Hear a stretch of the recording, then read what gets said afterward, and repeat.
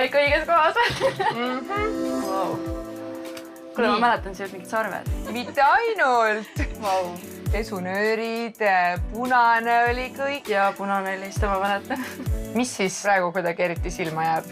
No minu jaoks on kohe hästi kodune ja nunnu. Tegid korda isegi vannitoa? No mega, nagu kuskil uus arendus oleks sattunud. See on värske, sest tead, et sa oled nagu hästi teinud ja andnud ennast parima. Wow! Wow! Ma pean hakkama lugema, mitu vaud juba tulnud on. See oli seda väärt! Täiega. Vau!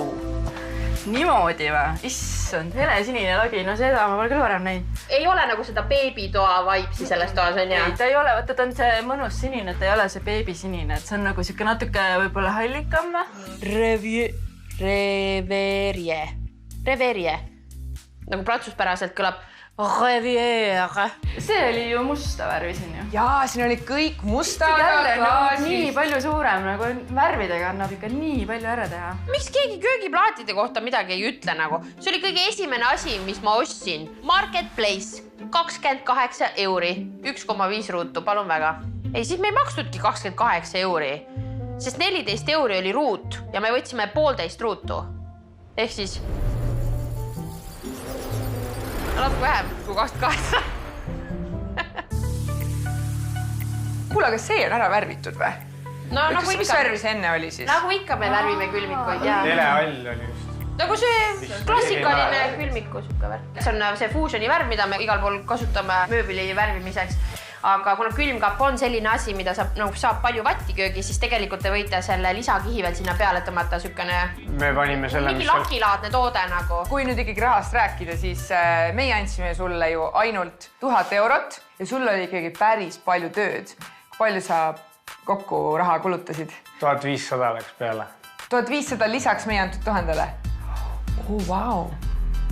Päris vingelt. 2500? No umbes jah, enam-vähem. Ikka teine, täitsa nagu teine korter. Selles mõttes tõesti, jah. Põrandaliistud läksid kõik vahetusse, uksepiirdeliistud läksid kõik vahetusse. Mikrotsement on üks kallimatest asjadest, mis siin on. Siis me otsustasime need ribipaneelid vaata veel juurde võtta.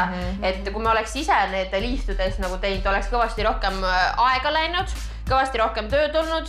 Aga Rainerile need väga meeldisid, et siis me need ribipaneelid võtsime juurde, et need nagu kõik tõstsid seda eelarvet. Aga kui me nüüd mõtleme selle peale, mis see korter ennem oli ja see pidid mis ikkagi tõelisest käkist tegema. 2500 ei ole nagu tegelikult ei ole nii suur summa. Ja need on väiksed detailid, mis tegelikult teevad selle ideaalse terviku. Nii on. No ma alguses ei osanud midagi sellest arvata, aga tegelikult kui see värv ja need listud seina said, siis oli päris äge. Tekkis küsimus, kas päriselt on nii vau? On. Päriselt on ka vau. Et ei ole ainult kaamerate pärast. Ei ole. Praegu on veebruari lõpp, 2024 aasta, kevad on kohe ukses. Mis toimub üüriturul praegu? Üüriturul toimub see, et pakkumisi on väga palju. Tuleb lihtsalt millegagi silma paista ja ma arvan, et see korter paistab vägagi silma. 2 nädalat tagasi sa ütlesid, et see, mida sa siis toona nägid, on väärt isegi alla 200 kuus. Nii, kui palju rohkem siis saab Rainer nüüd hakata üüri küsima? Mina julgeks alustada võib-olla natukene kõrgemalt proovima 350-ga. Mis sellel turul viga on? 4 sotti võiks vähemalt olla ju. Mis sa ise arvad 350-st? Tundub mõistlik. Jah, mida rohkem, seda uhkem.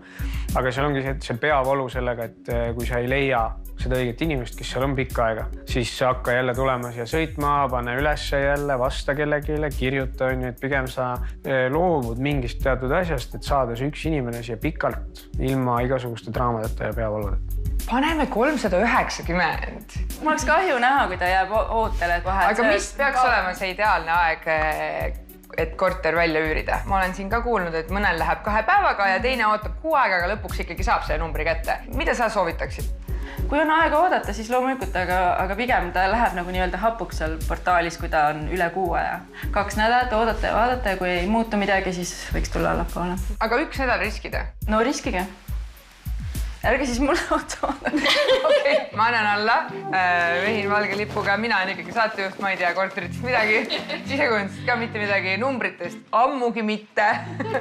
Nii et jääb 350 ja kui ikkagi mõelda, et enne realistlikult oleks läinud see võib-olla 200-ga napilt, siis 150 eurot tõusu on ju päris hea. Väga hea. Kui iga kuu see 350 sinna katusefondi läheb ja lõpuks see katus tehtud saab, siis saad jälle nagu tunda kuidagi uhkust või rõõmu, et näed, et olen ka midagi teinud. Et on kindel siht ja see siht ei ole mingi lulli selle raha eest teha, vaid et on konkreetne katus vaja ära vahetada. Nii et Sille, kokku lepitud 350, luban, et kirjutan 350 sinna, teeme ilusad pildid. Suur-suur aitäh sulle, et sa olid abiks. Aitäh! Aitäh, et kutsusite. Tule tagasi. Rainer, 2 nädalat on nüüd läbi, raha on ära raisatud, magada sa pole saanud. See on niisugune mõnus väsimus, et on nagu, sa näed, et ongi midagi nagu tehtud. Ma tean ennast võib-olla natukene liiga hästi ja siis, kui poleks seda aega olnud, siis asi veniks. Minu meelest võiks igal juhul enda üle väga uhke olla, sest kõik näeb suurepärane välja. See kodu on täiesti valmis, kodu ootab, et saaks ka rahaks tehtud.